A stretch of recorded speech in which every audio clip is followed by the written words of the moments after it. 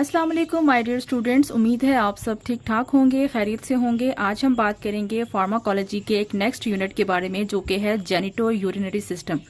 जैसे कि नाम आपको रिप्रेजेंट कर रहा है कि ये जो सिस्टम है वो हमारे जेनिटल ऑर्गन्स के साथ इंटरेक्शन करता है।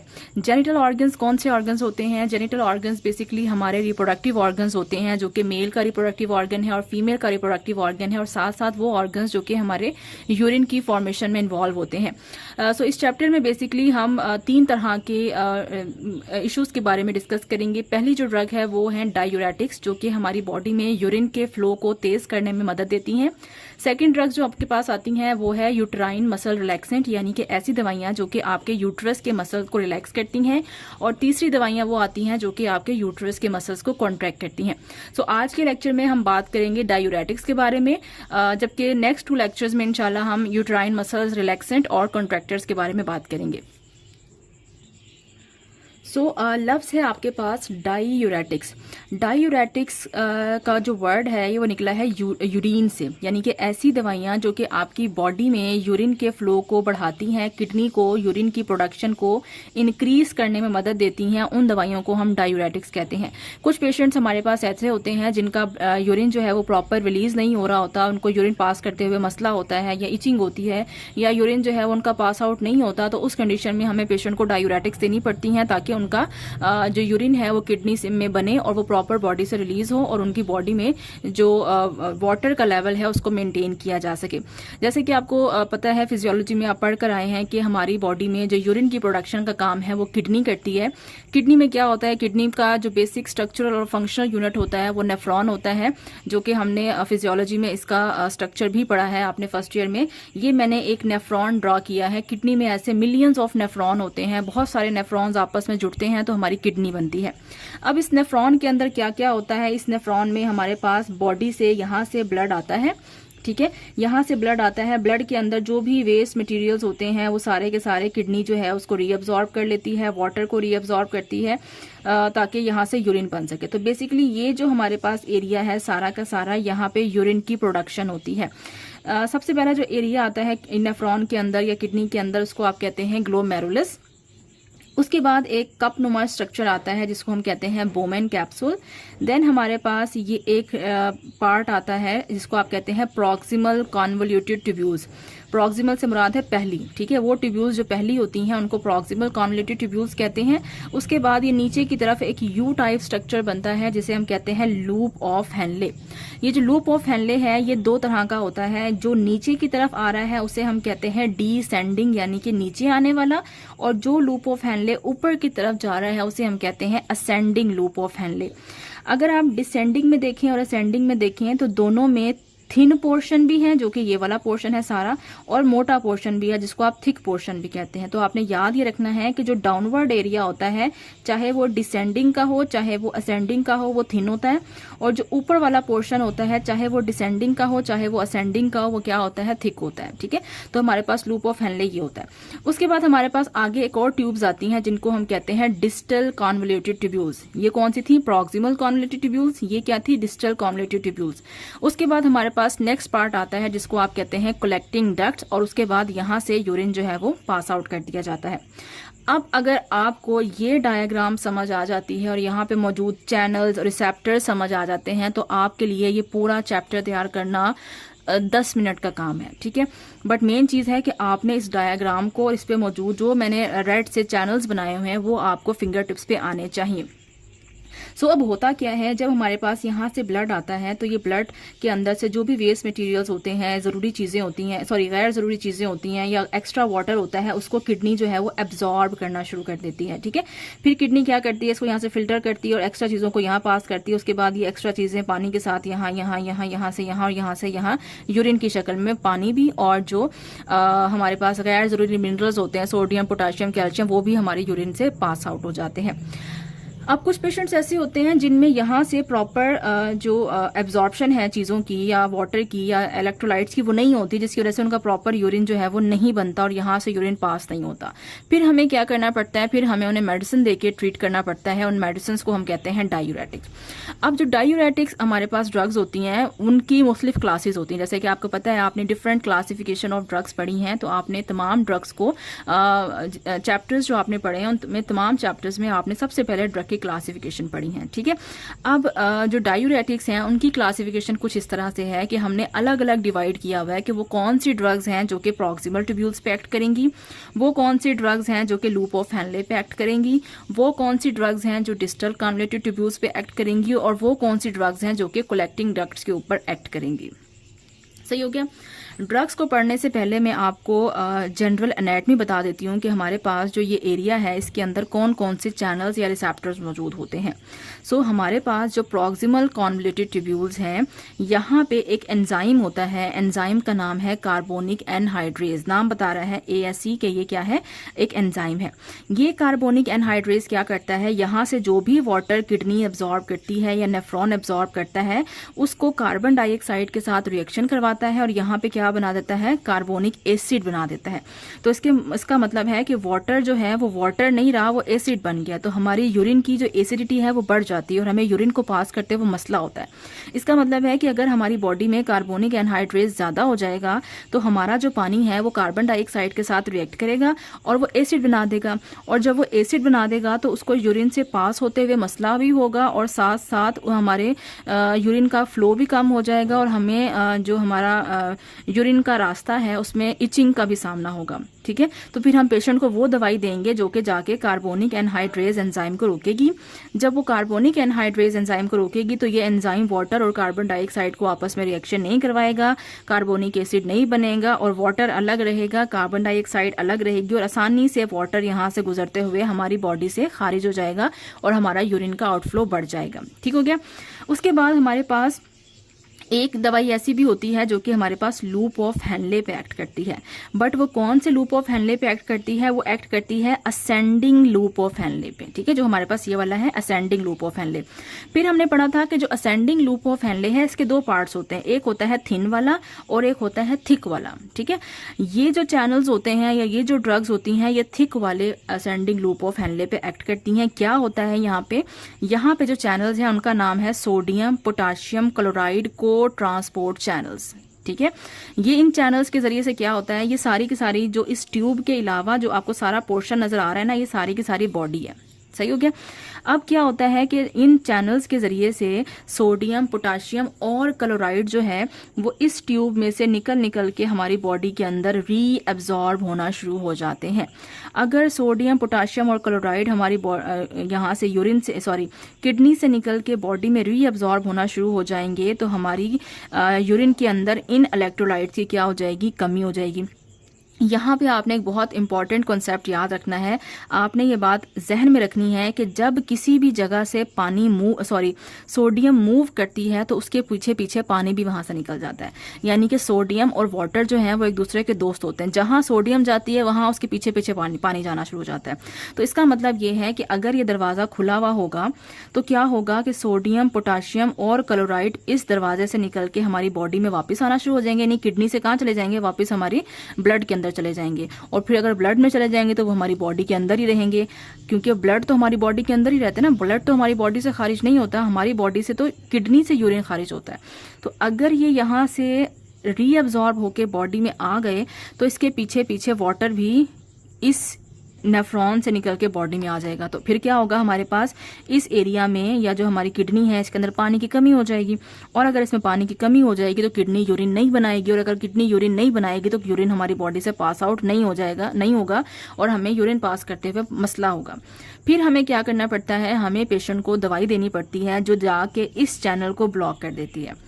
जब दवाई इस चैनल को ब्लॉक करेगी तो क्या होगा कि हमारा ये रास्ता ब्लॉक हो जाएगा। यहाँ पे जो भी आयंस हैं, वाटर है, सोडियम है, पोटाशियम है, क्लोराइड है, वो आगे की तरफ जाएंगे। यहाँ से दरवाजे से निकल के वापस बॉडी के अंदर एब्जॉर्ब नहीं होंगे, ना ये वापस बॉडी के अंदर एब्जॉर्ब होंगे और ना ही हमारी किडनी में इनकी कमी होगी। जब ये यहीं पे रहेंगे तो आसानी से जब सोडियम पोटाशियम क्लोराइड बॉडी से बाहर खारिज होंगे, तो मैंने आपको बताया है कि सोडियम के पीछे पीछे पानी भी बॉडी से खारिज हो जाएगा और हमारा यूरिन का फ्लो बढ़ जाएगा।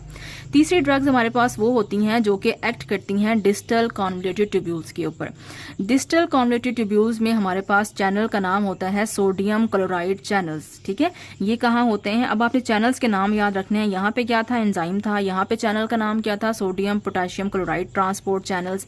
इनका नाम क्या है? Sodium chloride channel. ये चैनल्स क्या करते हैं कि जब यहां से सोडियम पोटेशियम क्लोराइड मूव कर रहा होता है तो ये दरवाजा खुल सकता है और यहां से सोडियम और क्लोराइड वापस बॉडी के अंदर चले जाएंगे। ठीक है, अगर सोडियम वापस बॉडी के अंदर गया तो इसका मतलब है यहाँ पे मौजूद जो पानी है वो भी वापस बॉडी के अंदर एब्सॉर्ब हो जाएगा। और अगर वो वापस बॉडी के अंदर चला गया तो फिर हम यूरिन कैसे पास करेंगे? लिहाजा कुछ दवाइयां ऐसी होती हैं जो जाके इस चैनल को ब्लॉक करती हैं। जब ये चैनल ब्लॉक हो जाता है तो हमारा जो भी सोडियम क्लोराइड और वाटर है वो सारा का सारा यूरिन थ्रू या किडनी के थ्रू आसानी से पास आउट हो जाता है। ओके हो गया। देन हमारे पास ड्रग्स आती हैं जो कि एक्ट करती हैं कलेक्टिंग ड्रग्स के ऊपर। अभी तक हमने टोटल 3 ड्रग्स पढ़ी हैं। एक वो जो प्रॉक्सिमल ट्यूब्यूल्स पे एक्ट करती हैं, एक वो जो thick ascending loop of Henle पे एक्ट करती हैं, एक वो जो आपके पास डिस्टल कॉन्वोल्यूटेड ट्यूब्यूल्स पे एक्ट करती हैं और एक वो ड्रग्स होती हैं जो कि कलेक्टिंग डक्ट्स पे एक्ट करती हैं। अब आपने याद ये रखना है कि आपने फिजियोलॉजी में पढ़ा था या बायोकेमिस्ट्री में भी आपने फर्स्ट ईयर में पढ़ा है कि जो हमारी किडनी होती है ना, किडनी के ऊपर ग्लैंड होता है जिसको आप एड्रिनल ग्लैंड कहते हैं। ठीक है, एड्रिनल ग्लैंड के 2 हिस्से होते हैं, एड्रिनल कॉर्टेक्स और एड्रिनल मेडुला। अब जो एड्रिनल कॉर्टेक्स होता है, अगर मैं यहां से बनाऊं कि हमारे पास ये जो है वो एक किडनी है। ठीक है, ये तो बल्कि इसको ऐसे नहीं बनाए, इसको सिंपल ऐसे बनाए कि हमारे पास ये एक किडनी है। किडनी के ऊपर हमारे पास यहाँ पे ग्लैंड होता है जिसको इस वाले को कहते हैं एड्रिनल कॉर्टेक्स, और जो अंदर वाला हिस्सा होता है इसे हम कहते हैं एड्रिनल मेडुला। अब होता क्या है कि एड्रिनल कॉर्टेक्स से भी कुछ एंजाइम रिलीज होते हैं और एड्रिनल मेडुला से भी कुछ चीजें रिलीज होती हैं। एड्रिनल कॉर्टेक्स से आपके पास एक बड़ा इंपॉर्टेंट हार्मोन रिलीज होता है जिसको आप कहते हैं एल्डोस्टेरॉन।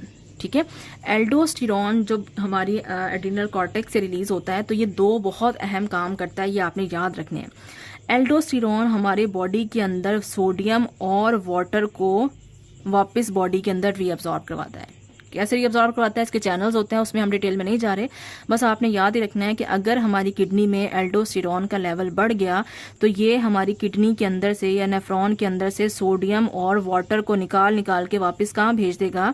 हमारी बॉडी में भेज देगा। ठीक है, लिहाजा किडनी में पानी की कमी हो जाएगी और पोटेशियम को हमारी बॉडी से एक्सक्रीट करवा देगा। कि एल्डोस्टेरॉन 2 काम करता है, सोडियम और वाटर को बॉडी में जज्ब करवाता है और पोटेशियम को यूरिन के जरिए से खारिज कर देता है। ये 2 काम होते हैं।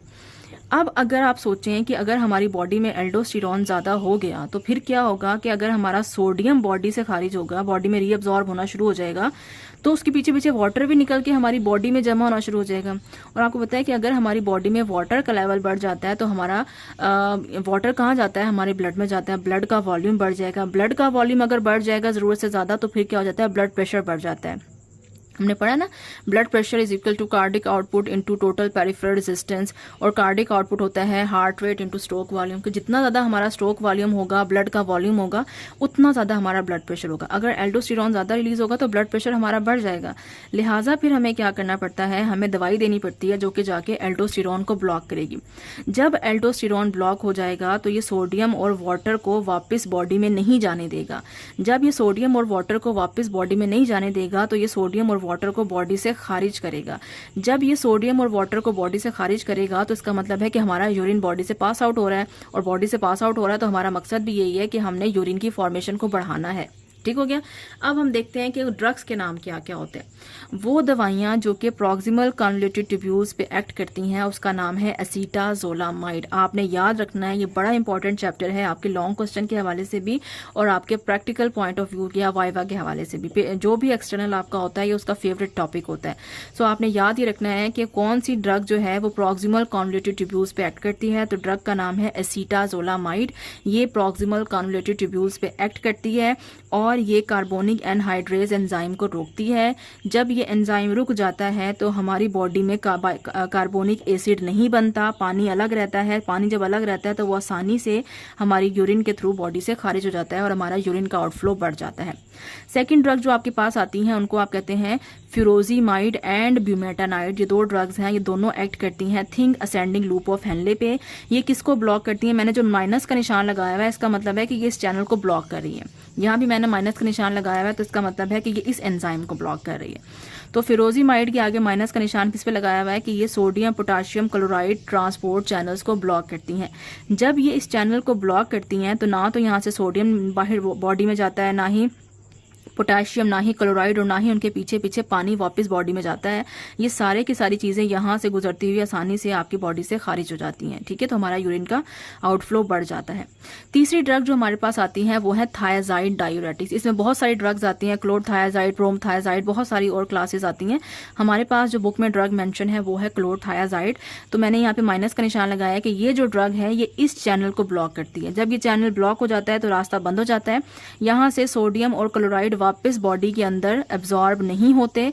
जब सोडियम और क्लोराइड वापस बॉडी में नहीं जाते तो उनके पीछे पीछे पानी भी वापस बॉडी के अंदर नहीं जाता और वो पानी यहाँ का यहीं रहता है और हमारा यूरिन के जरिए से वो आसानी से बॉडी से खारिज हो जाता है और हमारा यूरिन का आउटफ्लो बढ़ जाता है।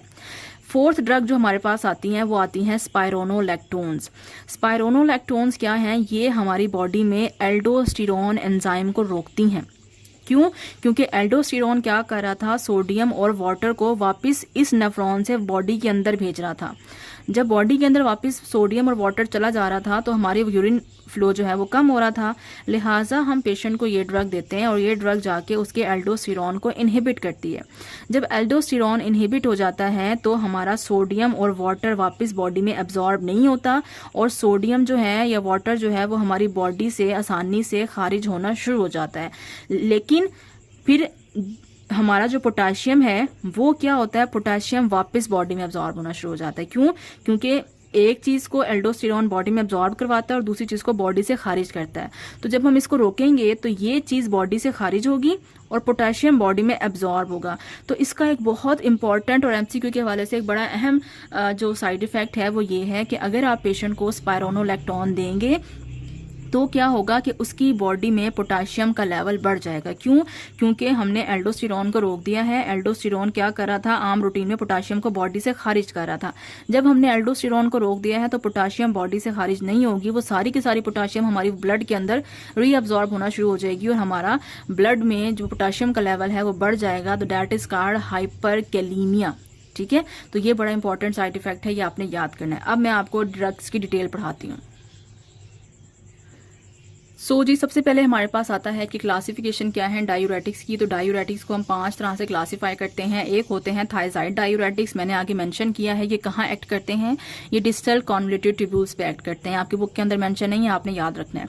ड्रग का नाम क्या है? क्लोरथायाजाइड। सेकंड कौन होते हैं? Loop diuretics. ये कौन सी लूप पर एक्ट करते हैं? ये एक्ट करते हैं thick ascending loop of Henle पे, मैंने ऑलरेडी आपको बताया है। ड्रग का नाम है फ्यूरोजीमाइड एंड ब्यूमेटानाइड। तीसरा आपके पास आता है पोटेशियम स्पेयरिंग डायूरेटिक्स। ये कहाँ एक्ट करते हैं? ये कलेक्टिंग डक्ट्स पे एक्ट करते हैं और ड्रग का नाम क्या है? स्पाइरोनोलैक्टोन।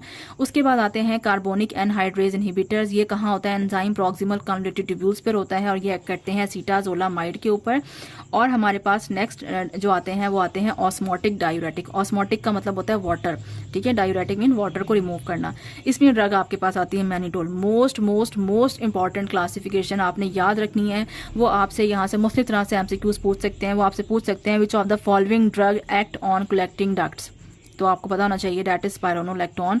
या वो आपसे पूछ सकते हैं which of the following is a potassium sparing diuretics, तो आपने बताना है दैट इज स्पाइरोनोलैक्टोन। नेक्स्ट वो आपसे पूछ सकते हैं which of the following drug act on proximal convoluted tubules and inhibit this, तो वो आती है एसीटाजोलामाइड। या वो आपसे पूछ सकते हैं which of the following drug inhibit carbonic anhydrase enzyme, तो भी आपने बताना है एसीटाजोलामाइड। इस तरह से वो आपसे मुख्तलिफ तरह के क्वेश्चंस पूछ सकते हैं। ठीक हो गया। अब हम बात करते हैं सबसे पहले क्लोरथायाजाइड के बारे में। इनको हम थायाजाइड डायूरेटिक्स भी कहते हैं और हमने लिखा भी है ऊपर क्लासिफिकेशन में कि ये हमारी डिस्टल कॉन्वोल्यूटेड ट्यूब्यूल्स के ऊपर एक्ट करते हैं। ठीक है, डिस्टल कॉन्वोल्यूटेड ट्यूब्यूल्स कौन सी थी हमारे पास? हमारे पास ये जो थी, ये वाला पोर्शन जो है वो डिस्टल कॉन्वोल्यूटेड ट्यूब्यूल्स का जो थर्ड पोर्शन हमारे पास आता है। सो का फार्माकोकाइनेटिक्स सिंपल है, आपने पेपर में लिखना है this drug is taken orally, this drug is well absorb in the body, this drug is metabolize by the liver and this drug is excreted through the urine. मैंने उसको लिखने की बजाय मैंने सिंपल लिख दिया, पेपर में आपने ये नहीं लिखना। ओके हो गया। देन मेन चीज़ आती है इसका मैकेनिज्म ऑफ एक्शन। जो भी आपकी ड्रग चेक करेगा वो आपका मैकेनिज्म ऑफ एक्शन डिटेल में पढ़ता है। अगर आपको मैकेनिज्म ऑफ एक्शन आता है तो इस मीन्स कि आपको फार्माकोलॉजी आती है। अब हमने बताना ये है कि जो डिस्टल कन्वोल्यूटिव ट्यूब्यूल्स है इस पे कौन से चैनल्स थे। इस पे हमारे पास सोडियम क्लोराइड चैनल्स मौजूद थे। This drug inhibit the reabsorption of sodium. आपने वर्ड रीअब्जॉर्प्शन जरूर लिखना है। रीअब्जॉर्प्शन से मुराद है कि नेफ्रॉन के अंदर सोडियम है उसको हम वापस बॉडी के अंदर डाल रहे हैं। रीअब्जॉर्प्शन का मतलब है वापस एब्जॉर्ब करना। बॉडी जब किसी भी चीज को वापस अपनी तरफ लेती है तो उसको रीअब्जॉर्प्शन कहते हैं। आप यहाँ पे सिर्फ एब्जॉर्प्शन नहीं लिखेंगे, ठीक है, आप लिखेंगे रीअब्जॉर्प्शन ऑफ सोडियम। जब हम इस ड्रग को देंगे तो ये ड्रग हमारी बॉडी में सोडियम को वापस नहीं खींचेगी। जब सोडियम नहीं खींचेगा तो उसके पीछे पीछे पानी भी जो है वो हमारी बॉडी में नहीं एब्जॉर्ब होगा। एज अ रिजल्ट हमारा डाइल्यूट यूरिन जो है वो बनेगा। अगर हम इस चैनल को ब्लॉक नहीं करते तो क्या होता कि सोडियम वापस हमारी बॉडी में चला जाता। और ये कंसेप्ट हमें ऑलरेडी पता है कि अगर सोडियम वापस बॉडी में रीअब्जॉर्ब हो जाता तो उसके पीछे पीछे हमारे पास वाटर भी बॉडी के अंदर चला जाता, जिसकी वजह से हमारी किडनी में पानी की कमी हो जाती। और अगर किडनी में पानी की कमी हो जाती तो हमारा यूरिन कैसा होता, कंसंट्रेटेड यूरिन होता है। बट हमें तो डायूरेटिक्स का इस्तेमाल इसलिए करना है कि हमने डाइल्यूट यूरिन बनाना है, पतला यूरिन बनाना है, ताकि पेशेंट को पास आउट करने में आसानी हो। तो ये मैंने इसको छोटा सा मैकेनिज्म ऑफ एक्शन लिखा है। और ऑलमोस्ट इस जितनी भी आपके पास डायूरेटिक्स हैं इनके यूजेस सेम है। और मैंने कोशिश की है कि एडवर्स इफेक्ट भी सेम लिखे जाए। तो इस ड्रग को आप इस्तेमाल करते हैं हाइपरटेंशन यानी कि हाई ब्लड प्रेशर को ट्रीट करने के लिए। क्यों हाई ब्लड प्रेशर को ट्रीट कर रहा है? क्योंकि आपको पता है कि अगर वाटर वापस हमारी बॉडी में एब्जॉर्ब हो जाएगा तो वो वाटर हमारे ब्लड में जाएगा। और अगर वो ब्लड में हमारे वाटर चला गया तो ब्लड का वॉल्यूम बढ़ जाएगा। अब नाली का साइज छोटा है और वाटर या ब्लड का वॉल्यूम बहुत ज्यादा हो जाएगा तो ब्लड को नालियों में से गुजरते हुए धक्का लगाना पड़ेगा, प्रेशर लगाना पड़ेगा और as a result blood pressure बढ़ जाएगा। और अगर ब्लड प्रेशर बढ़ता है तो उसको आप कहते हैं हाइपरटेंशन। उससे आपका हार्ट भी फेल हो सकता है, उससे आपको एंजाइना भी हो सकता है। सो अगर हम प्रॉपर वे में पानी को बॉडी से बाहर निकालते रहेंगे तो हमारा ब्लड का वॉल्यूम भी मेंटेन रहेगा, हमारी नालियां भी ठीक रहेंगी, हमारा ब्लड प्रेशर भी ठीक रहेगा और हमें हार्ट के या कंजस्टिव हार्ट फेलियर या हार्ट का खराब होने के मसाइल भी जो है वो नहीं देखने पड़ेंगे। इस ड्रग का जो मेन एडवर्स इफेक्ट है वो है इलेक्ट्रोलाइट इम्बैलेंस। इलेक्ट्रोलाइट इम्बैलेंस इसको इसलिए कहते हैं कि जब आप इस ड्रग का इस्तेमाल करते हैं तो जाहिर है हमने पढ़ा है कि ये सोडियम और क्लोराइड चैनल को ब्लॉक करती है, लिहाजा सोडियम और क्लोराइड वापस बॉडी में एब्जॉर्ब नहीं होते और वो हमारे यूरिन के जरिए से खारिज हो जाते हैं। जब ये सोडियम और क्लोराइड हमारे यूरिन के जरिए से खारिज हो जाएंगे तो हमारी बॉडी में किसी हद तक सोडियम और क्लोराइड की कमी हो जाएगी। तो थोड़ा सा ये इसका साइड इफेक्ट है, ठीक है। देन हमारे पास ड्रग आती है ब्यूमेटानाइड। ये ड्रग जो है इसकी जगह ब्यूमेटानाइड भी लिख सकते हैं आप, फ्यूरोजीमाइड भी लिख सकते हैं। फ्यूरोजीमाइड आए तो भी आपने ये लिखना है, ब्यूमेटानाइड आए तो भी आपने ये लिखना है, क्योंकि ये ड्रग एक्ट करती है लूप ऑफ हेनले पे, सो इसको लूप डायूरेटिक कहते हैं। अगेन काइनेटिक सिंपल है, this drug is taken orally, this drug is well absorb in the body, this drug is metabolized by the liver and this drug is excreted through the urine. Mechanism of action क्या है कि ये जो drug है thick ascending loop of Henle पे काम करती है।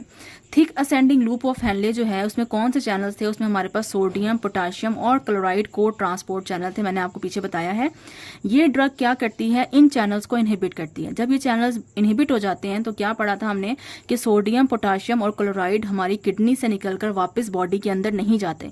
जब ये वापस हमारी बॉडी के अंदर नहीं जाते तो सोडियम के पीछे पीछे पानी भी हमारी बॉडी किडनी से निकल के बॉडी में नहीं जाएगा। जब वो बॉडी में नहीं जाएगा तो वो किडनी में ही रहेगा और जब वो किडनी में रहेगा तो वो आसानी से हमारी बॉडी से खारिज हो जाएगा। So as a result there is no reabsorption of sodium, potassium and chloride in the body. Sodium, potassium, chloride body में एब्जॉर्ब नहीं होंगे, विच इंक्रीज यूरिन आउटपुट। तो ये बात अंडरस्टूड है कि सोडियम जब खारिज होगा तो वाटर भी उसके पीछे पीछे खारिज होगा। मैंने यहाँ मेंशन नहीं किया, ना ही मैकेनिज्म ऑफ एक्शन में ये मेंशन किया जाता है, क्योंकि बेसिक फिजियोलॉजी और ये आपको पता होनी चाहिए। आप जो भी चेक कर रहा होगा उसके जहन में ये बात होगी, तो आपको मेंशन करने की जरूरत नहीं है।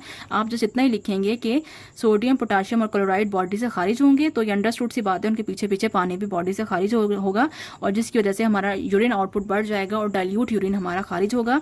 यूजेस सेम है कि इसको हम जब हम एक्स्ट्रा पानी बॉडी से खारिज कर देंगे तो हमारा ब्लड का वॉल्यूम मेंटेन रहेगा, ब्लड का वॉल्यूम मेंटेन रहेगा तो हमारा ब्लड प्रेशर नॉर्मल रहेगा, ब्लड प्रेशर नॉर्मल रहेगा तो हमारा हार्ट जो है वो नॉर्मल रहेगा।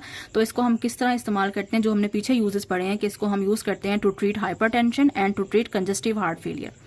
इसका जो मेन साइड इफेक्ट है जो पेशेंट में देखने में आता है वो है ऑटोटॉक्सिसिटी, यानी कि ये अगर इसको ज़्यादा इस्तेमाल करें तो कानों के अंदर आवाज़ें गूंजना शुरू हो जाती हैं, थोड़ा बहुत बहरापन या ऊंचा सुनाई देना शुरू हो जाता है। बट ये है कि जब आप इसको बहुत लॉन्ग टर्म इस्तेमाल करें, कई सालों तक इस्तेमाल करें तो ये इफेक्ट आता है। तो ये मैंने इसको स्टार से मैंशन किया है, यानी ये बड़ा इंपॉर्टेंट आपका साइड इफेक्ट है। जो चीज़ें इंपॉर्टेंट है मैंने उसको स्टार से मैंशन किया, तो ये आपने एडवर्स इफेक्ट याद रखना है। और दूसरा आपको पता है जी इलेक्ट्रोलाइट इम्बैलेंस है, क्यों? क्योंकि जब आप सोडियम पोटाशियम क्लोराइड को बॉडी से खारिज कर देंगे तो बॉडी के अंदर इनकी कमी हो जाएगी, जिसको हम कहते हैं कि बॉडी में किसी हद तक इलेक्ट्रोलाइट की कमी हो जाती है। नेक्स्ट ड्रग जो हमारे पास आती है इसको आप कहते हैं स्पाइरोनोलैक्टोन। स्पाइरोनोलैक्टोन को हम कहते हैं potassium sparing diuretic, most important drug है। स्पेयर का मतलब होता है बचाना। हमने पीछे पढ़ा था कि ये ड्रग जो है वो कलेक्टिंग जो है डक्ट्स के ऊपर एक्ट करती है। अगेन काइनेटिक्स इसकी सिंपल है। सो मैकेनिज्म ऑफ एक्शन क्या है, हमने पढ़ा जी एल्डोस्टेरोन एक हार्मोन था जो कि एड्रिनल कॉर्टेक्स से रिलीज होता है, और ये हार्मोन क्या करता है, दो काम करता है। वाटर को और सोडियम को बॉडी के अंदर जज्ब करता है और पोटाशियम को बॉडी से बाहर यूरिन में खारिज करता है। सो जब हम पेशेंट को स्पाइरोनोलैक्टोन देते हैं तो ये दवाई जाके एल्डोस्टेरोन को रोक देती है। जब एल्डोस्टेरोन रुक जाएगा तो हमारी बॉडी से ये वाले जो दो इफेक्ट थे ये उल्टे हो जाएंगे। सोडियम और वाटर बॉडी से खारिज हो जाएगा, जिसकी वजह से हमारा यूरिन का आउटपुट बढ़ जाएगा, और यूरिन का आउटपुट बढ़ जाएगा तो हमारा यूरिन जो है वो डाइल्यूट हो जाएगा। और हमारा मकसद भी यही था कि पेशेंट की बॉडी से यूरिन को खारिज करवाया जाए, पानी को खारिज करवाया जाए। बट थोड़ा सा नुकसान क्या होगा कि जितना भी पोटेशियम था वो सारा का सारा बॉडी में जमा होना शुरू हो जाएगा, जिसकी वजह से हमने इसका बड़ा इंपॉर्टेंट साइड इफेक्ट लिखा है, दैट इज हाइपरकैलेमिया, कि ये पोटेशियम के लेवल को बढ़ा देती है। मोस्ट इंपॉर्टेंट एमसीक्यू है, मोस्ट इंपॉर्टेंट वाइवा का क्वेश्चन है, और पूछेगा आपसे कि जब आप स्पाइरोनोलैक्टोन लेते हैं तो हाइपरकैलेमिया कैसे हो जाता है, तो फिर आपने उर्दू में उसको मैकेनिज्म ऑफ एक्शन एक्सप्लेन करना है कि एल्डोस्टेरोन ये काम करता है। जब हम एल्डोस्टेरोन को रोकेंगे तो पोटेशियम सारी की सारी हमारी बॉडी के अंदर रह जाएगी, जिसकी वजह से पेशेंट को हाइपरकैलेमिया की शिकायत जो है वो होगी, और ये एडवर्स इफेक्ट आप सब में लिखेंगे कि इलेक्ट्रोलाइट का इम्बैलेंस हो जाएगा। नेक्स्ट ड्रग हमारे पास आती है एसीटाजोलामाइड। एसीटाजोलामाइड एक कार्बोनिक एनहाइड्रेज इनहिबिटर्स है, और हमने पढ़ा है कि ये प्रॉक्सिमल ट्यूब्यूल्स पे एक्ट करती है। अगेन इसकी काइनेटिक्स बहुत सिंपल है जो हमने पीछे पढ़ी है। फिर हमने पढ़ा जी कार्बोनिक एनहाइड्रेज एक एंजाइम है जो कि हमारी बॉडी में कार्बोनिक एसिड बनाता है। कैसे? वाटर और कार्बन डाइऑक्साइड मिलते हैं, इस एंजाइम की मौजूदगी में तो कार्बोनिक एसिड बनता है। ये जो एसिड है ये हमारी जो यूरिन है उसकी तेजाबियत को बढ़ाता है। यूरिन की तेजाबियत बढ़ती है तो यूरिन पास करते हुए मसला होता है। तो जब हम एसीटाजोलामाइड देते हैं तो ये ड्रग जाके कार्बोनिक एनहाइड्रेज एंजाइम को रोक देती है। जब ये ड्रग एंजाइम रुक जाता है तो ये एसिड नहीं बनता, पानी भी अलग रहता है, कार्बन डाइऑक्साइड अलग रहती है। जब पानी अलग रहता है तो वो आसानी से यूरिन के थ्रू जो है वो पास आउट हो जाता है। अगेन यूज इसके सेम है कि इसको हम यूज करते हैं टू ट्रीट द हाइपरटेंशन और फिर वही congestive heart failure. Use almost सबके सेम है और एडवर्स इफेक्ट भी सेम है कि ये इलेक्ट्रोलाइट को इम्बैलेंस करता है। ठीक है जी। देन हमारे पास ड्रग आती है मैनिटोल। मैनिटोल जो है वो ऑस्मोटिक डायूरेटिक है। ये आपके उन तमाम ड्रग से थोड़ी सी डिफरेंट है। इसलिए डिफरेंट है क्योंकि ये किसी बाकायदा किसी मेन जो नेफ्रॉन का पार्ट है उसके ऊपर एक्ट नहीं करती, ना ही ये किसी चैनल पे एक्ट करती है। नाम बता रहा है ऑस्मोटिक है। ऑस्मोटिक का मतलब है कि इसका इलेक्ट्रोलाइट से कोई लेना देना नहीं है। ठीक है। इलेक्ट्रोलाइट किसी इलेक्ट्रोलाइट को ये इम्बैलेंस नहीं करती। सोडियम पोटाशियम क्लोराइड किसी के साथ ये काम नहीं करती है, सिर्फ और सिर्फ वाटर के साथ काम करती है। काइनेटिक्स इसकी सिंपल है। इसकी डायनामिक्स में क्या आता है कि ये ड्रग जो है ये क्या करती है, किडनी को कहती है कि भाईजान आपने सिर्फ और सिर्फ वाटर को बॉडी से निकालना है और बाकी इलेक्ट्रोलाइट्स को आपने नहीं छेड़ना है। सही हो गया। तो हम ज़्यादातर यही दवाई इस्तेमाल करते हैं। हम चाहते हैं ना कि अगर हमने पानी की हमने यूरिन बनाना है तो हम यूरिन को पास आउट कराएं, बाकी इलेक्ट्रोलाइट्स का क्यों इस्तेमाल करें, क्यों उनको ब्लॉक करें या उनको ज़्यादा ज़रूरत से ज़्यादा बॉडी से रिलीज़ करें। तो ये दवाई ज़्यादा इस्तेमाल होती है क्योंकि ये सिर्फ और सिर्फ पानी के साथ काम करती है, बाकी इलेक्ट्रोलाइट्स को नहीं छेड़ती। This drug increase water excretion through the body instead of potassium excretion. हमने पीछे सब में पढ़ा है कि जब सोडियम खारिज होता है तभी वाटर खारिज होता है, लेकिन ये दवाई क्या करती है, ये सोडियम को बिल्कुल नहीं छेड़ती। सोडियम को कहती है कि आपने बॉडी में रहना है तो रहें, हमें आपसे कोई मसला नहीं है, हमने सिर्फ क्या करना है, हमने सिर्फ वाटर को बॉडी से बाहर निकालना है। तो ये आपने ज़रूर मेंशन करना है कि ये सोडियम पे कोई इफेक्ट नहीं करती, सिर्फ पानी को खारिज करती है। और जब पानी खारिज होता है तो यूरिन आउटपुट बढ़ जाता है और हमारा डाइल्यूट यूरिन पास होता है। अगेन इससे हम हाइपरटेंशन की ट्रीटमेंट में यूज़ करते हैं और इसको कंजस्टिव हार्ट फेलियर में इस्तेमाल किया जाता है, बट इसका इस्तेमाल कम है, बाकी ड्रग्स का इस्तेमाल ज़्यादा है, बट आप लिख सकते हैं। ठीक है। अब आपने जो चीज़ याद रखनी है वो ये है कि यहाँ पे आप इलेक्ट्रोलाइट इम्बैलेंस नहीं लिख सकते। क्यों नहीं लिख सकते? कि जब ये ड्रग किसी इलेक्ट्रोलाइट पे काम ही नहीं कर रही, किसी सोडियम पोटेशियम क्लोराइड पे कोई काम ही नहीं कर रही, उसको बॉडी में डिस्टर्ब ही नहीं कर रही, तो वो साइड इफेक्ट आप नहीं लिख सकते। हम इसका साइड इफेक्ट लिखेंगे कि ये दवाई सम टाइम ऐसा होता है कि अगर आप ज़्यादा इस्तेमाल करेंगे तो ये ज़रूरत से ज़्यादा पानी आपकी बॉडी से खारिज कर देगी। जब ज़रूरत से ज़्यादा पानी आपकी बॉडी से खारिज हो जाएगा तो आपको डिहाइड्रेशन हो सकती है। This is the important side effect of mannitol. तो यहाँ पे आपका डायूरेटिक्स का टॉपिक होता है जनाब खत्म। उम्मीद है लेक्चर आपको पसंद आया होगा। अगर वीडियो पसंद आती है तो प्लीज़ वीडियो को लाइक किया करें, चैनल को सब्सक्राइब किया करें और वीडियो को दूसरे बच्चों के साथ शेयर किया करें। मिलते हैं जी नेक्स्ट लेक्चर के साथ। Thank you so much. अल्लाह हाफिज़।